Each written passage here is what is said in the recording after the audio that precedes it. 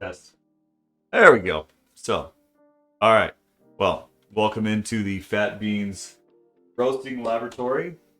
I am BB Brian, and we will be roasting a couple of new varieties that we've gotten in last week. And what we're going to be doing is just roasting small batches at a very consistent level, meaning I'm not going to be messing around with too many, not messing around with the fan or the heat or really even the drum speed.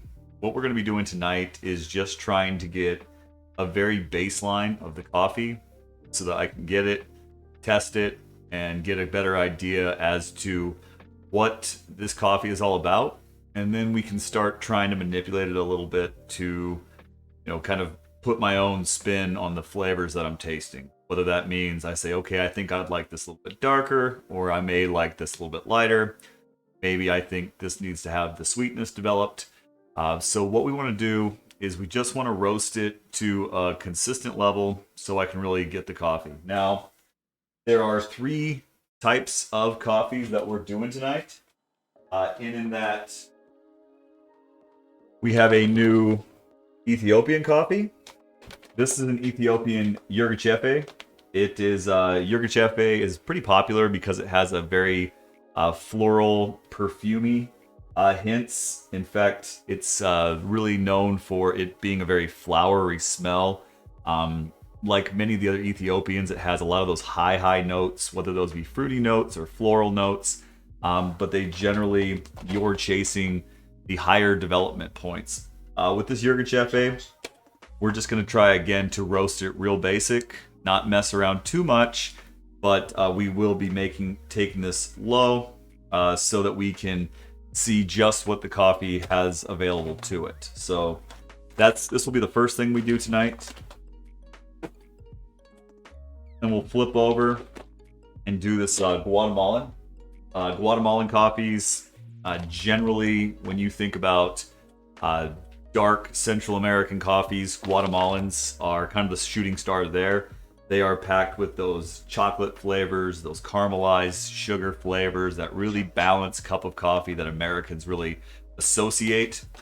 This is partially because this is the kind of coffee profile that, the coffee that Starbucks will profile to. And it's also the kind of coffee that you might want to profile for espressos. Espressos generally are, the base for drinks like cappuccinos, frappuccinos, mocha lattes, and all of those tend to be pretty good when the coffee is dark roasted. Because even though dark roast doesn't have a lot of the initial flavors, it does get some of that burnt sugar, that caramel, that chocolate that pairs really well with those types of drinks. Also, Guatemalans are pretty good in drip coffee makers. And I know a lot of you that watch the show tend to just use a drip coffee maker. You tend to like that very balanced cup in the morning, maybe something you can put a little splash of cream in. So this Guatemalan, it doesn't even start, so Sweet Maria's doesn't even recommend anything below a full city. So this is going to be a coffee that we're going to have to take dark in order to really explore what it's all about. And I'm guessing that it will, the beans will roast up really nice. Again, what we're going to do is just a basic roast on this. I'm not going to mess around too much, but I am going to take this a little bit darker just to see kind of how it goes. It's going to try to watch the overall development of the coffee, make some markers, because this is the coffee that I'm going to offer as the darkest. This will be the darkest I roast coffees in the Fat Beans Laboratory, but I want to make sure I do have some dark offerings.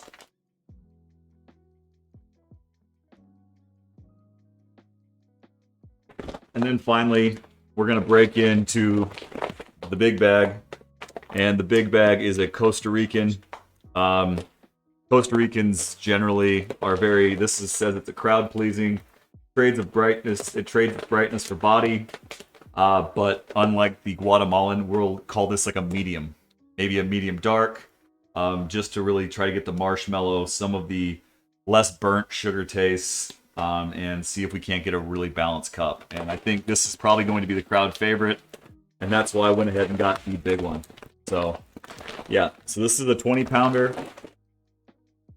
The other two that I have are I guess you would constitute those as 5 pounders, but a total we got 40 pounds of coffee in. So, needless to say, we got a lot of work to do down here, and I think that's why I just want to focus tonight on getting this coffee, just getting something I can taste and begin to scrutinize it a little bit, because I do want to get all three of these coffees kind of at a point pretty soon that if there's anyone that wants to share some of this, I can say, okay, I think this is at a point that I like it. So Belvarte, by the time I get back from my forced spring break, be ready to start drinking a lot of coffees and scrutinizing them.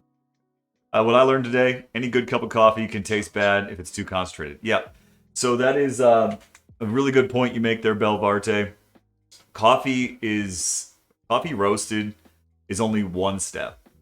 Yes, you as a roaster, I try to think that everything is on my shoulders because I want to make sure that all the hard work that the farmer did was, best captured at my piece of the roasting piece. But best roasted coffee in the world can always be affected by the brewing. And if you're brewing it wrong, if you're over extracting it, under extracting it, make it super strong, you as the brewer also have some responsibility for the coffee. And there are things that you can do. If you get a coffee that maybe isn't something you immediately like, you don't just have to kind of pucker up and take it. Let's say it's too fruity or too acidy. Add hotter water. Let's say there's just too much body, too bold. Add more water. There's a lot of things that you can do to kind of correct coffee. The one thing you shouldn't do to correct coffee is add sugar, because once you start adding sugar to it, you're creating a kind of a bastardized cup of coffee.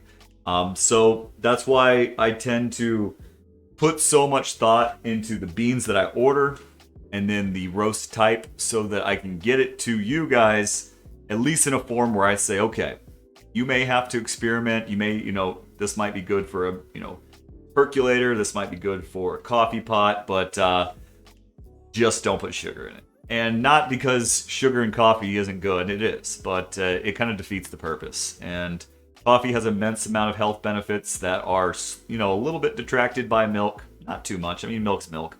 But once you start dumping sugar into coffee, all the health benefits are gone. And really, you're just drinking soda. You're just drinking bitter soda at that point. So, we'll always recap what you can do as the drinker to make sure that you're getting the best cup. Namely, grind it as fresh as possible. The grinding is the first thing that will just turn any good coffee to bad coffee. Drink it as fresh as possible and experiment with some different brewing styles. And as Belvarte found, even when you got something like the AeroPress, which is pretty common. I mean, if you're drinking Lightning, it's tough. Sugar should be in the pastry that you have with the coffee. Exactly. Save that sugar for something that's worth having sugar in it, like pastries or cake or cookies. Like, don't put it in the coffee. The coffee should be a complement, not just a vehicle to get more sugar into you. Because then just eat sugar. Just eat sugar. All right, guys. Well, Judy's ready to roll, so let's get right into it. This should be pretty easy roast tonight, so if you guys got questions, just want to shoot the breeze, this is a perfect night for it. Although I am going to watch the coffee a little bit. I'm going to run a pretty robotic roast tonight. Keep me informed of what the basketball game is doing. I'm guessing a lot of you are probably watching that in unison, so I am interested. I figured I'd get the roasting done and then run upstairs to catch the last half of it.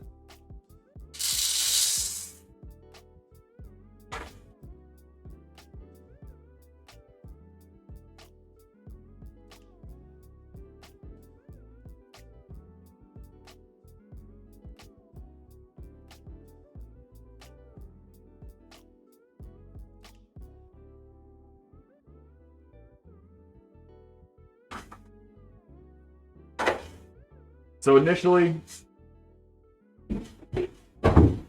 just trying to dry the beans out, get them as up to heat as we possibly can.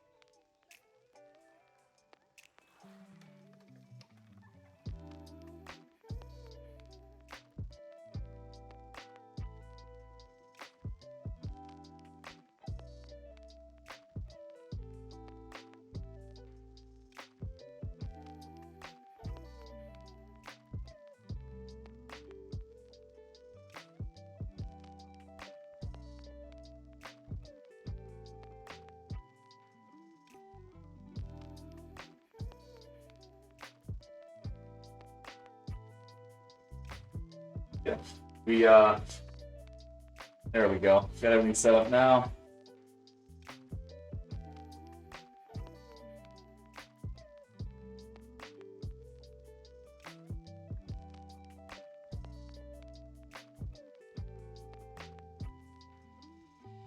Do I miss Judy 1? I do, and I'm going to roast with her pretty soon. I kind of miss the simplicity, although I do like all the control that Judy 2 brings me, and I really am learning a lot, which is exciting. I do miss just being able to kind of push a couple of buttons, just know that whatever I get, I get.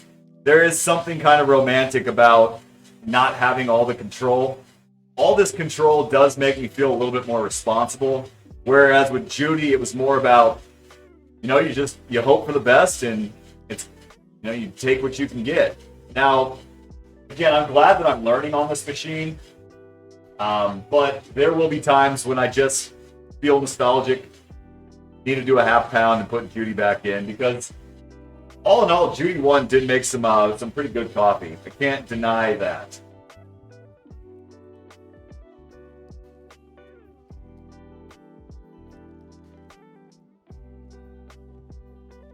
There is a part of me that is nostalgic about old Judy 1.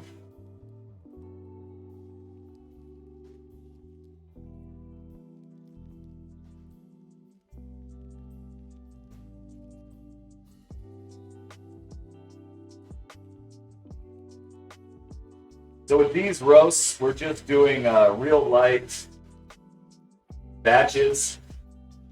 There's that yellowing, so we'll go ahead and mark yellowing on our chart. But we're just doing 350 grams so that if something goes terribly wrong, I'm not wasting a ton of coffee, which is always good. There's nothing nice about wasting coffee.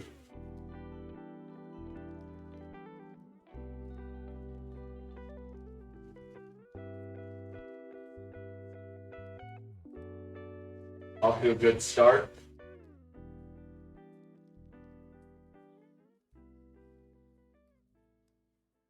This is the Guatemalan right now, so we're going to try to really get some good quality caramelization built up right now. And then take it a little bit darker. Hope everyone's having a good Monday. Mondays are one of those days that take or leave, but Monday's the start of a good week, so hopefully you guys got off to said good start.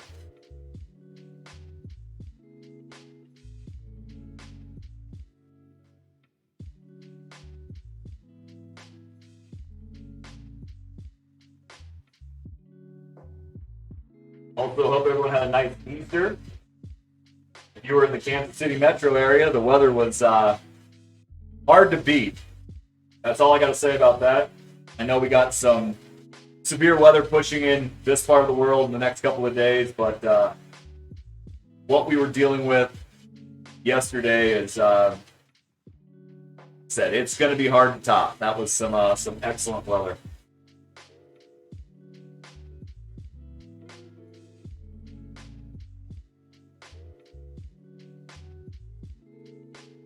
If anyone's watching the basketball game and is willing to give the old roaster a little update, much obliged.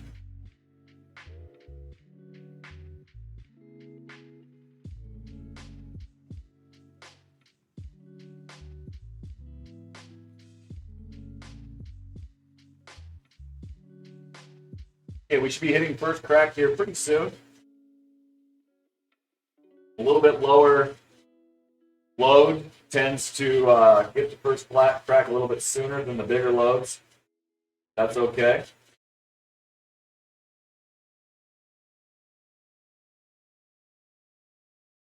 As we try to develop the coffee a little bit more, we'll start trying to stretch those first crack times down a little bit, but for these small batches, it's all right. I didn't know there was a game. Well, go to CBS, Belvarte, turn the game on, and hit me with the old score alert.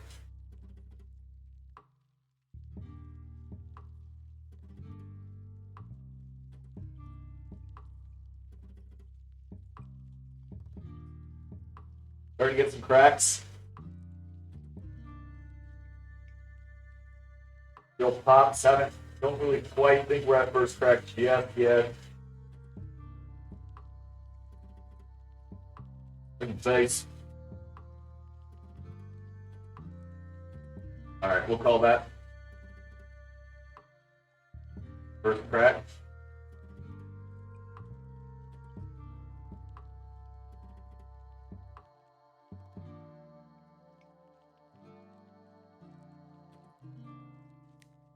I'm gonna ride this temperature. Try to ride it all the way to the end. Just slowly, and let the coffee just lose speed.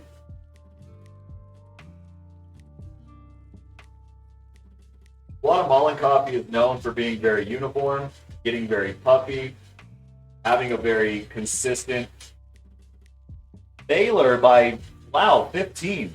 Let's keep an eye on that.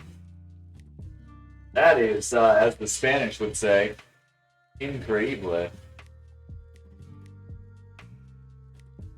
Full disclosure, I'm rooting for the Bulldogs. I have them in my bracket to win. And if the Gonzaga wins, I win. So, I'd like to win.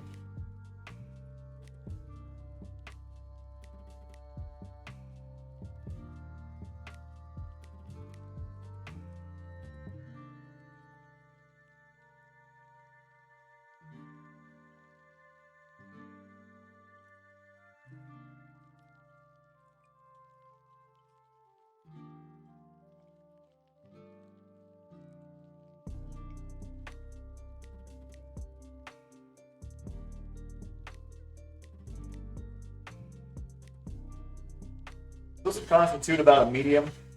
Moving into medium soon. Go ahead and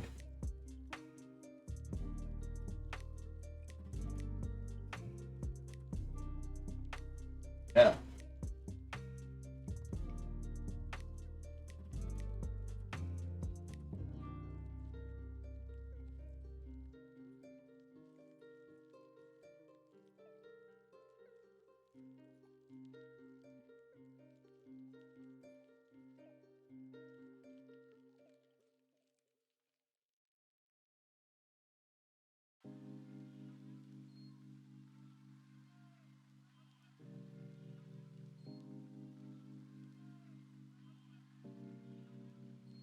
This is the Guatemalan, so we do want to try to pull it a little bit darker.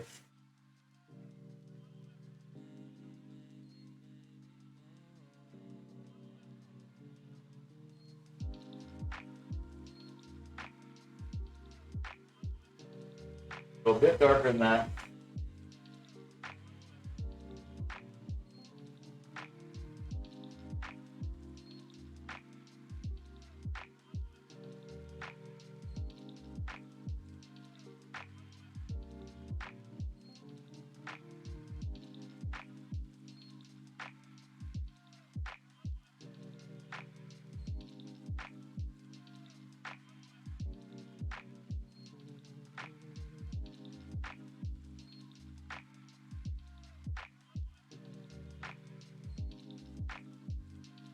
Perfect.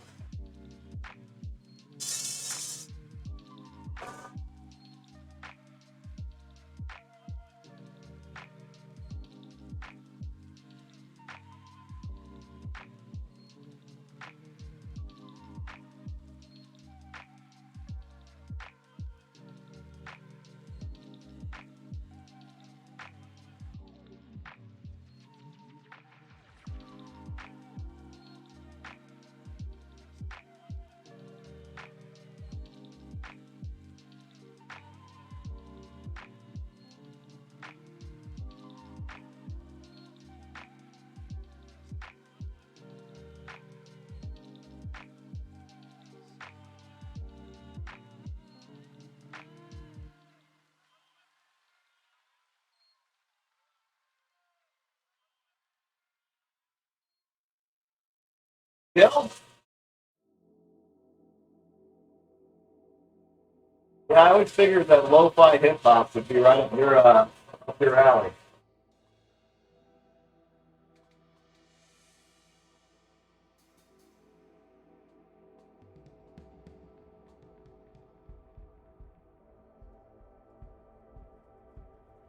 It was good to have you in, Jill.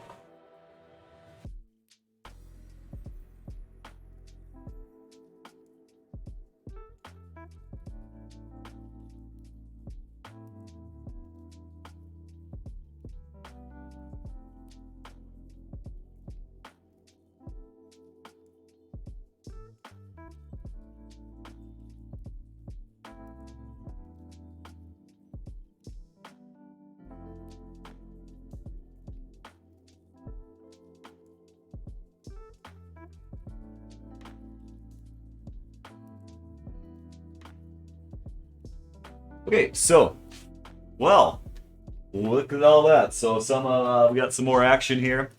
Good to see some of you guys coming in. We just got done roasting some of the new coffee I got in. Tonight I'm wanting to roast all 3 coffees, very small batches, so that I can begin testing them and really deciding what kind of profile I want to put on the beans. All profile is the fancy word of, do I want to take it light? Do I want to take it dark? Do I want to, kind of accentuate the sweetness? Do I want to look for the bitter? Do I want to chase the chocolatey? What do I want to do?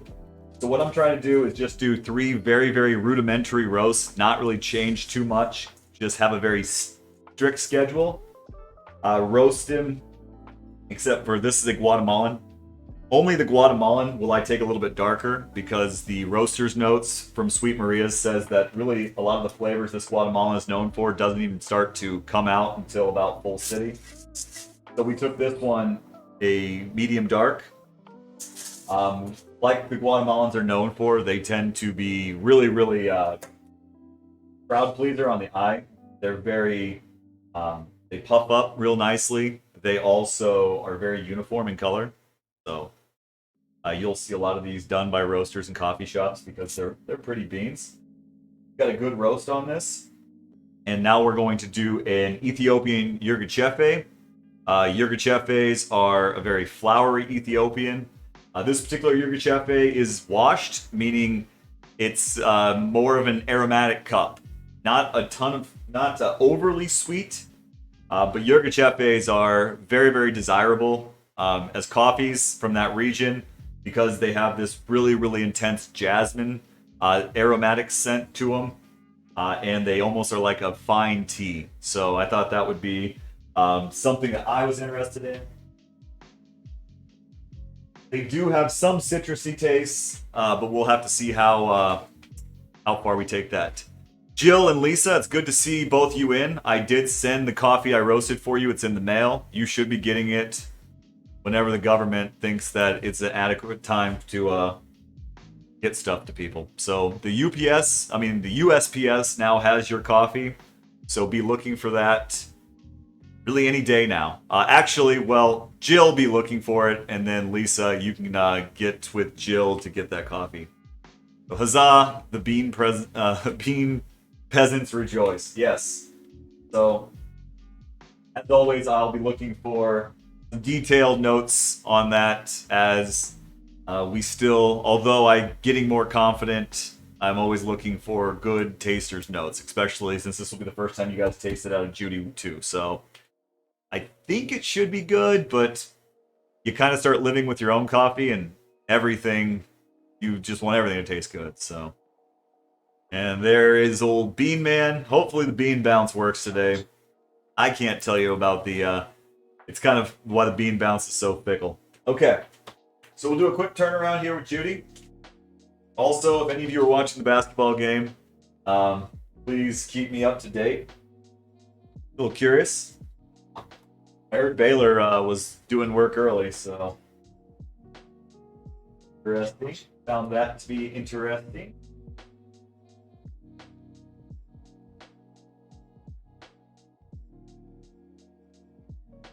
Okay, so, again, not going to push a ton of buttons, not going to do a ton of gymnastics here. I'm just going to do something real basic to try to get the best results possible. Make sure to clean that chap tray out.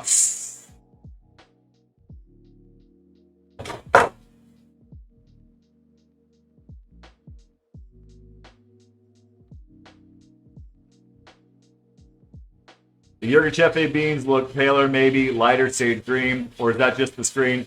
No, they are very pale. In fact, some of the Ethiopians, especially Guji and Yirgacheffe, almost look blue. So this is that Guji I've done. See how it almost looks like a blue? As compared to, say, the Guatemalan, which almost has like yellowish blue tints to them. So good eye, Lisa MB, as always. Good coffee eye.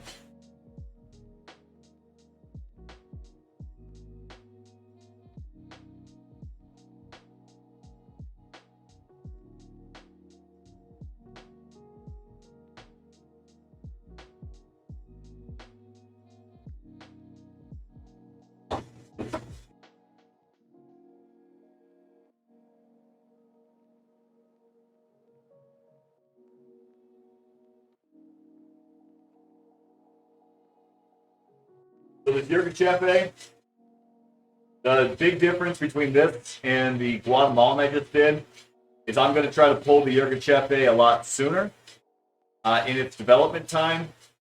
Try to preserve all the acid flavors I can, because that's where a lot of those flowery notes are going to live. They're going to live in the carbonic acids, or the acids that are going to be a part of the organic substances. We want to maintain those the best we can. And those will burn off the deeper we go.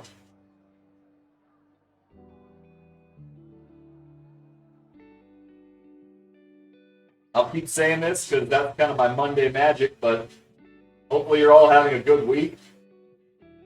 Everyone's off to a good start. As with roasting coffee, the start is the most important part. You can get off to a hot start, get things rolling. The rest of the week's cake. So, fat beans, hope all of you are moving forward. And some good roasted coffee never hurts that. So, I'm happy to see that Lisa and Jill, you'll have some magic beans on the move pretty soon. So true. When Mondays blow, the whole week blows. I know. And when you don't get the roast started good, don't get to a yellowing time good, the whole roast blows. So, better now I heard my beans are coming. Yeah, boy.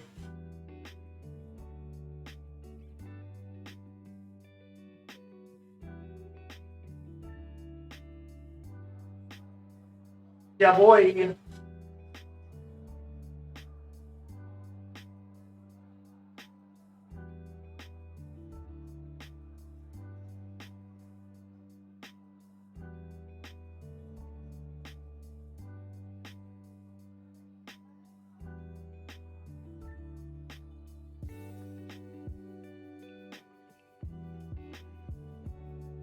We're humming now, kids. Ooh, Jill stars bounce. Well, there we go. Now we got them moving. Yeah, I don't know if it only lets like one emote. I don't. It's being prejudiced to Bean Man 1. You heard it here first. Why are they picking on Bean Man 1? If there's anyone out there in Twitter and in Twitch world that just I guess that works.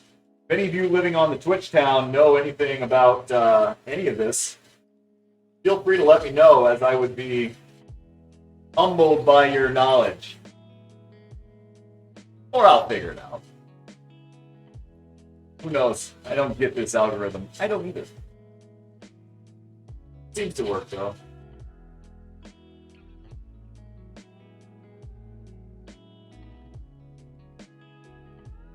You'll notice with Ethiopians, they have a very unique screen size. That is one thing known about Ethiopian beans, is you might have some big beans, some little beans, some fat beans, some skinny beans. Their screening is not as uniform as, say, some of the larger production countries, the ones that do big scale farms, which I think kind of adds a little bit of a charm to the beans themselves. So, mixed bag, kind of like us, bean heads. There's just a whole mix of bags in the Ethiopian beans. You see that big guy, the big guy, the little guy.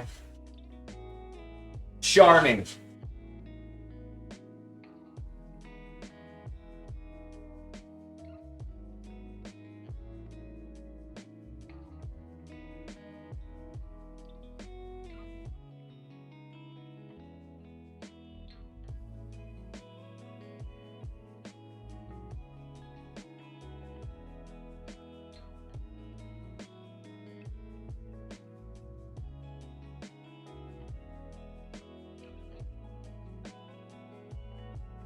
No, I keep saying it. We gotta upgrade this bean can. So, note to self: get a new bean can.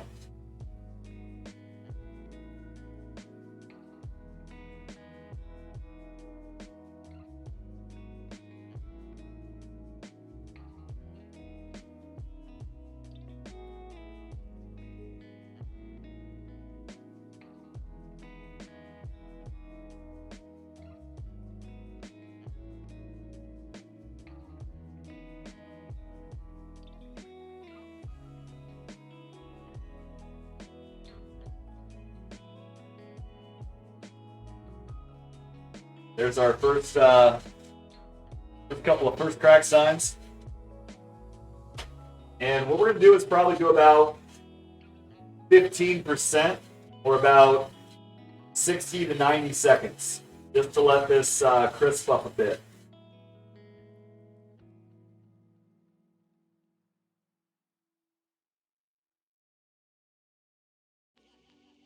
In order to preserve the sweetness, we'll just keep kind of walking the power off.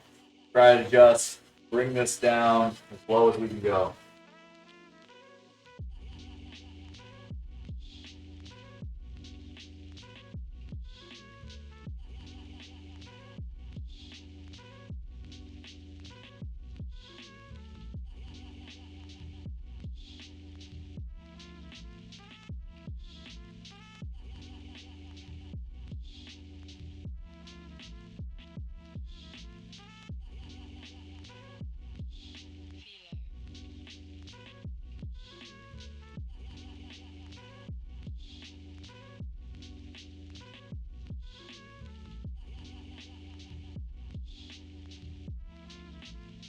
Just want to bring this Yerba Chefe down to almost a crawl.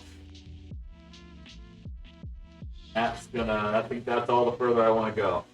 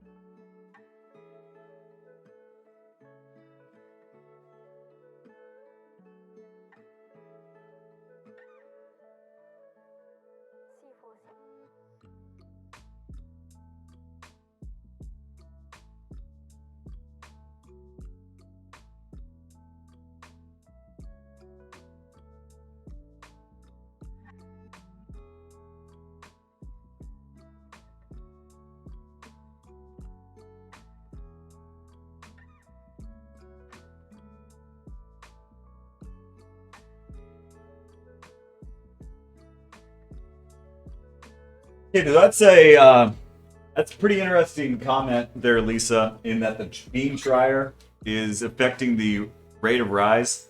Now, the rate of rise is actually going off infrared temperature on the beans, and it's being taken from the back,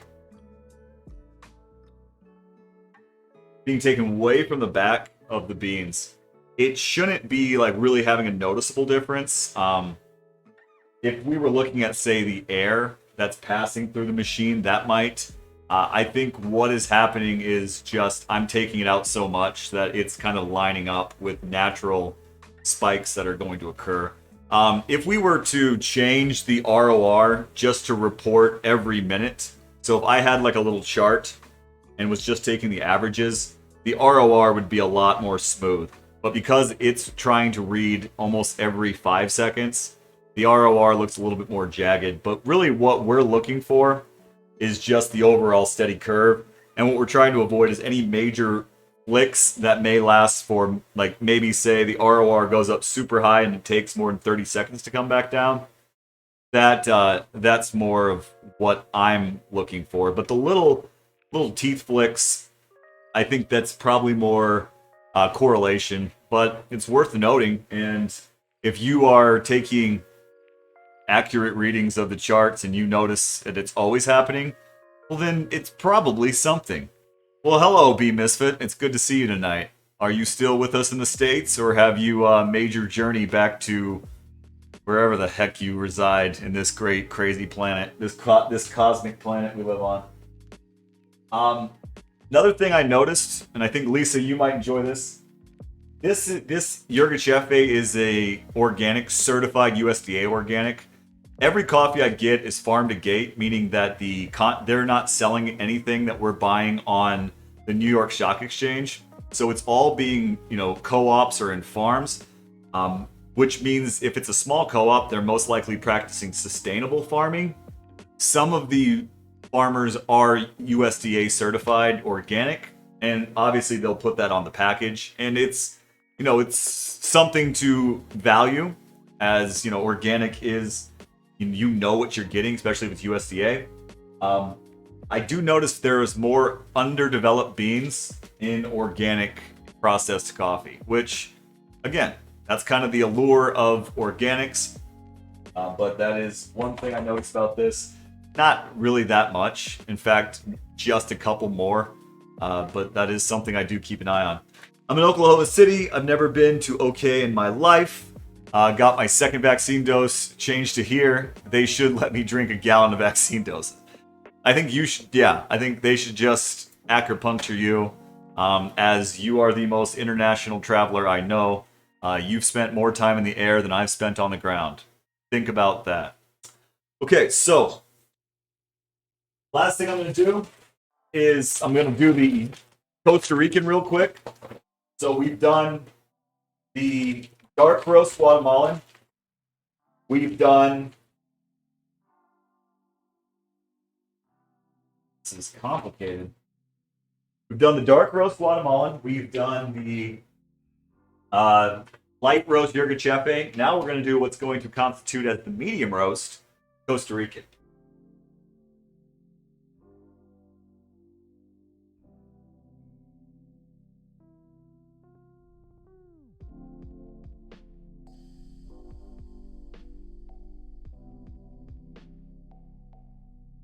That's a lot of coffee, kids.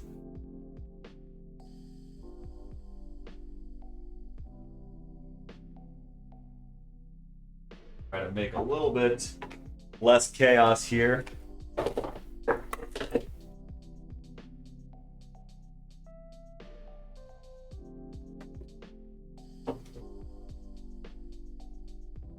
Anyone got the entire Oklahoma thing just randomly came up today? Most random thing there's no way that's the case. You missed it.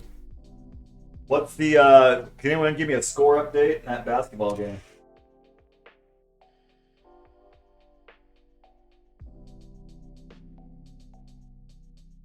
I've noticed, mostly with the hand grinder, that some beans are much harder to grind than others.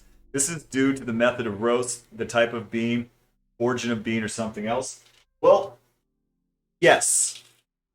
From top to bottom vegetable beer, the answer is yes. So,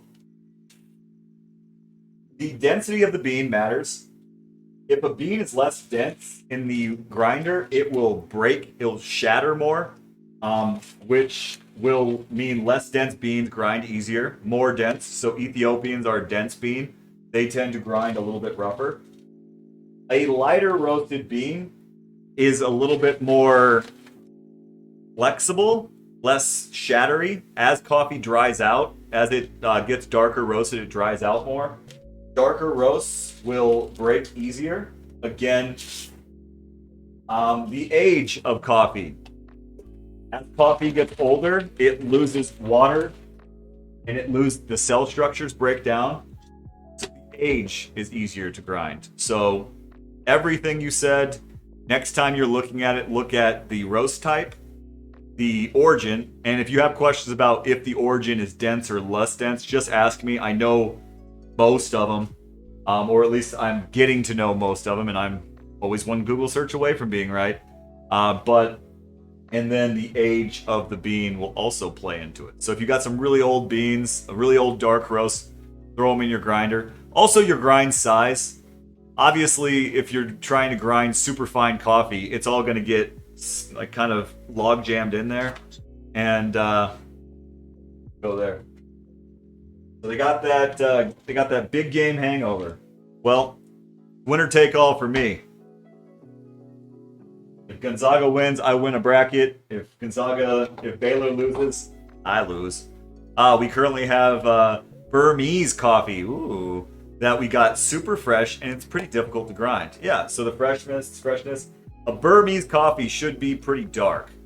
So that kind of that probably takes away my whole light dark. But I'm guessing if Burmese coffee was light, it'd be super hard to grind.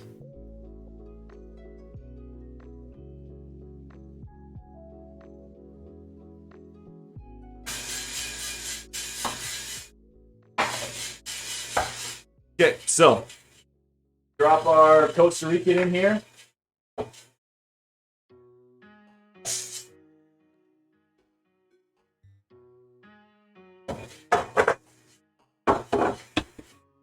And away we go.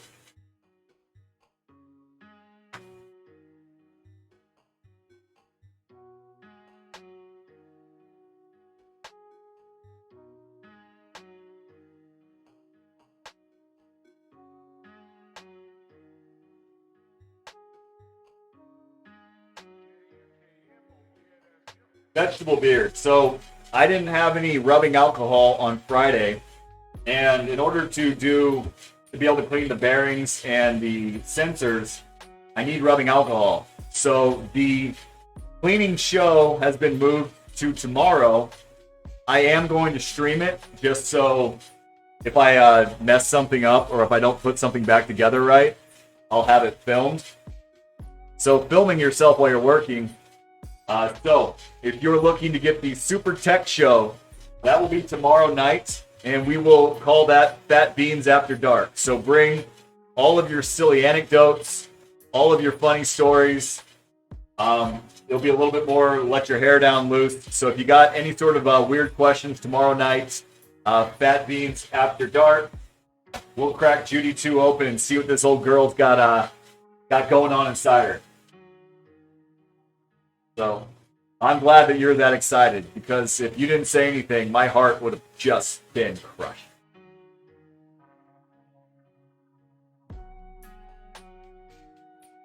So Lisa, you'll notice you're still with us. This is much more almost neon green, much less pale. So Central Americans tend to be neon green. We need to convince A-Web to stay up late. That's between you and A-Web. So. But yeah, you can tell this Central American. And the Central Americans are just so much more uniform. I would like to do some research just to know, even in how they take color.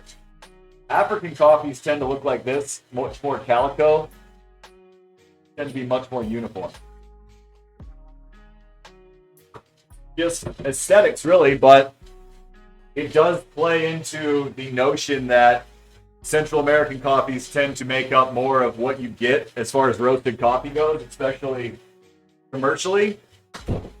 One, because of trade, but two, they look good. And in the commercial market, looks tend to have a very big form of cachet. So, it is what it is.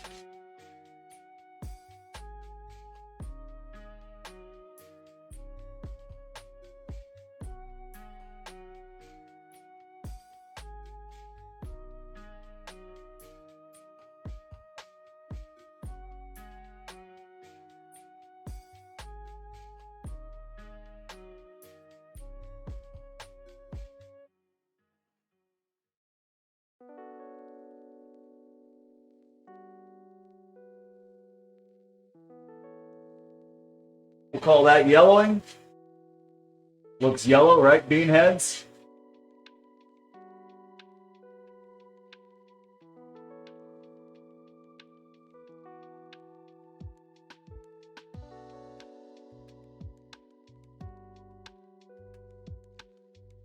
I did talk to AWeb, and she is going to be trying to make it into some shows in the very near future.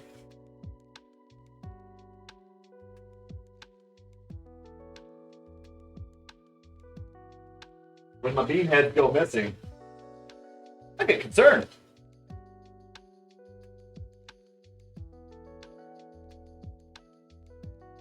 That's looking good.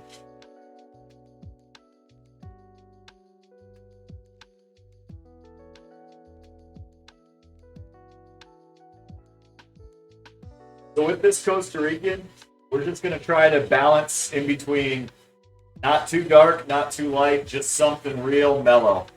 Costa Ricans, they're a real showstopper, real crowd favorite. They just are, it's just good coffee. It's everything you want coffee to be. It's not too extreme, very drinkable. Costa Rican is like the Bud Light of coffees. Superior drinkability.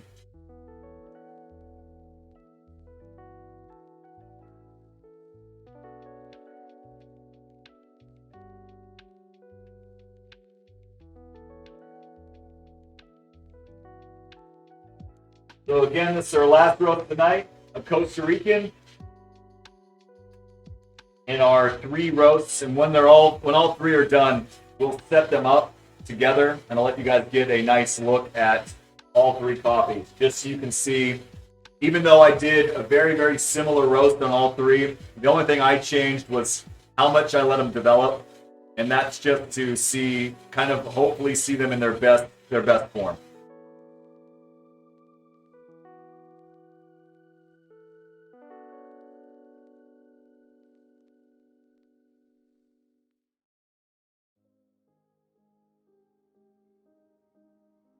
Oh, this one specifically, you can really tell it's got a lot of sugars inside the bean. It's much more of a sugary, sweet smell while it's roasting than the other 2 were. That's probably why Costa Ricans are so popular, because they taste like sugar. They're looking very uniform, so what we like to see. We like that uniformity. Ooh, Jeannie Lynn McDonald. What were the beans you roasted for us on Friday? The coffee is great. We love it. So that was a Honduras that I did. I did that a little bit darker. And the Honduras will be very similar to the Guatemalan I'll show you. So I'll let you also try the Guatemalan and see if you can kind of taste the difference. But yes, that was a dark Honduras that was known as almost like a real intense dark chocolate flavor. So I'm glad to hear I figured that's what you would like, and that's why I made it specifically for you, Jeannie Lynn.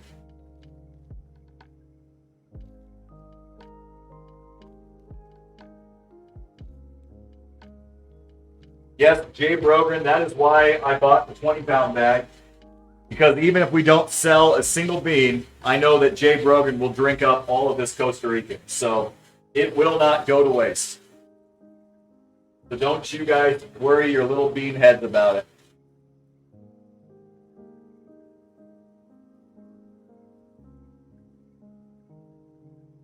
Okay, we should be approaching first crack here real soon.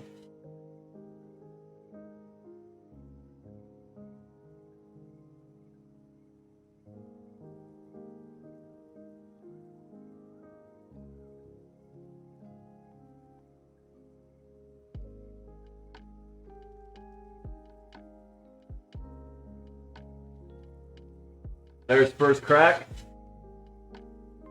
And now we just let it develop. Ah, yes. And we know we got a lot of Americans in the chat because Americans in their coffee, they love that chocolate, but I'll be honest, it's a good cup. You know how do you keep track? You have this all written down, or are you all digital? I'm all digital. Every single roast I've done, I have it on my computer, and I actually go back and scrutinize each roast, and that's how I'm really learning. I'll set parameters, and then if it's something I don't like, obviously I do a lot of research. I'm on a lot of chat rooms, do a lot of talking with other roasters, but luckily the days of keeping a roast log. Now I still do keep some roasting strategies in here, just because I like having just the paper. Makes me feel a little more comfortable. But since this is the third roast I've done in a row, I've kind of gotten what I want to do pretty much locked down.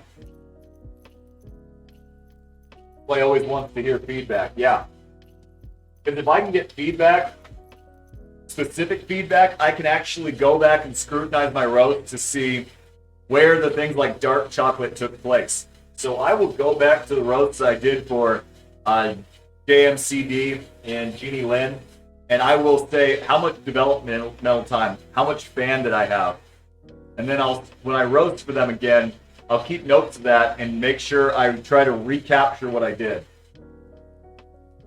That is the beauty of artisan roasting, kids. Every roast that I make is being hand designed for each one of you beanheads. So we're living in the future, kids.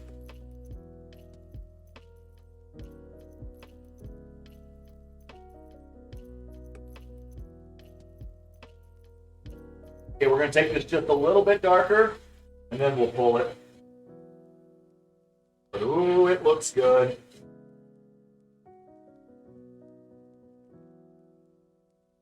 This one might be the star of the night. 2 cups? 80 bean on the double cup? Oh, I got them, kids. I got them hooked, kids.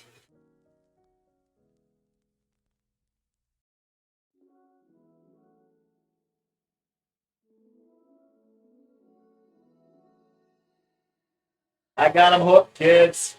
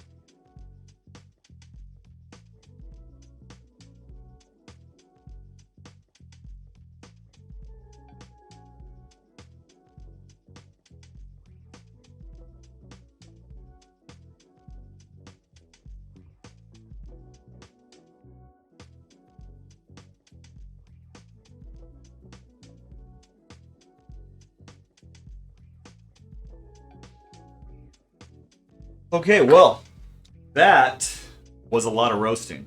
But in an hour, we were able to do 3 batches, 3 unique batches. And let's go ahead and do a little bit of a a Goldilocks look here. So this was the Ethiopian. That was the Yirgacheffe we did first. This, just a little bit more medium, still very close. This is the Costa Rican. And you can see this is a little bit darker. That's the Guatemalan. Used many of the same roasting profiles, just went a little darker on the Guatemalan, medium on the Costa Rican. We kept the Yirgacheffe Ethiopian a little bit light. So, 3 coffees that I hope to kind of offer a nice little spectrum with. Those people that like to do pour overs, like the subtle sweetness, looking for almost a unique flavor, really trying to tackle as many unique flavors as they can. We can do the, gotta get bigger trays. We can give them the Yirgacheffe. People that just say I do a drip coffee, I do an AeroPress, I just like chocolate, I want to put a little bit of milk. The Costa Rican, and then people that say I want a bold, I want a really bold, I like a dark roast. We got the the Guatemalan. So I think I went ahead and picked out some good coffees that tend to meet what the bean heads have been serving up to me as far as suggestions. I probably personally am most excited for the Yirgacheffe.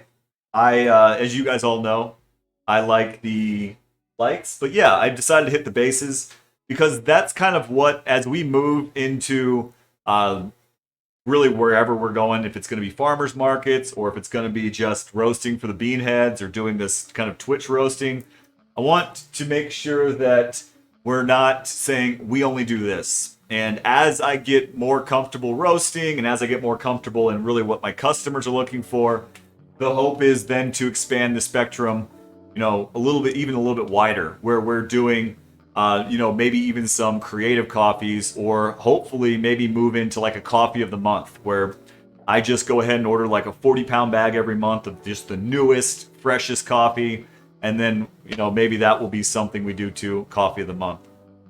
Let's see, same. I'm going to hunt around for Yirgacheffe around here after we finish your Ethiopian.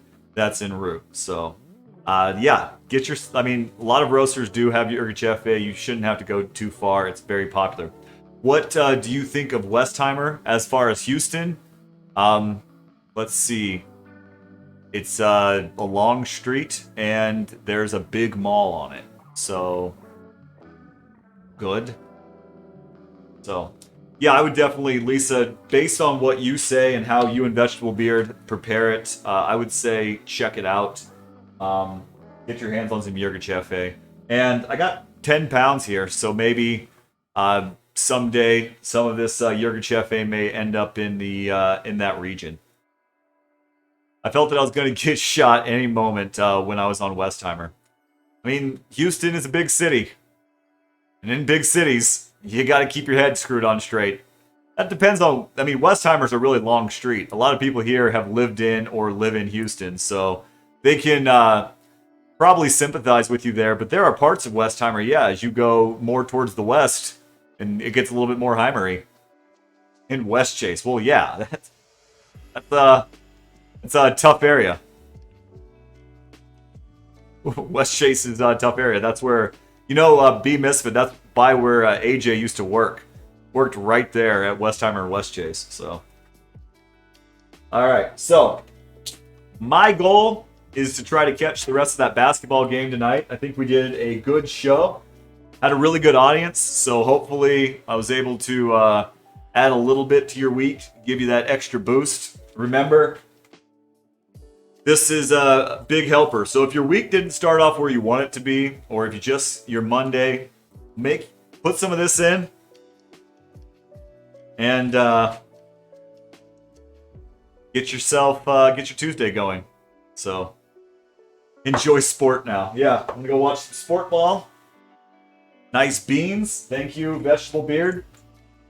Vegetable Beard, with that said, we'll be stripping Judy down to her bare bolts tomorrow, so fat beans after dark. Judy's getting naughty. We're going to clean her up. So if you're interested to see just the inner workings of it or just come in and really shoot the breeze, it's going to be the most, it's going to be the least structured of the roast type shows. So come in, we'll have a good time, we'll mess around, we'll see if we can't alienate any of the green beans or alienate any of the well roasted beans. So yeah, I mean that's probably you're not the only one. I'll let you know when we get the beans. Yeah, Jill McDonald, you let her know when you get the beans. I will let Vegetable Beard and Lisa know. You guys can do your cake and coffee exchange and give me a full rundown of what you guys think. I did do some tweaking of some things. I want to see if you guys are willing to notice. Zags need your support. Well, let's see what I can do.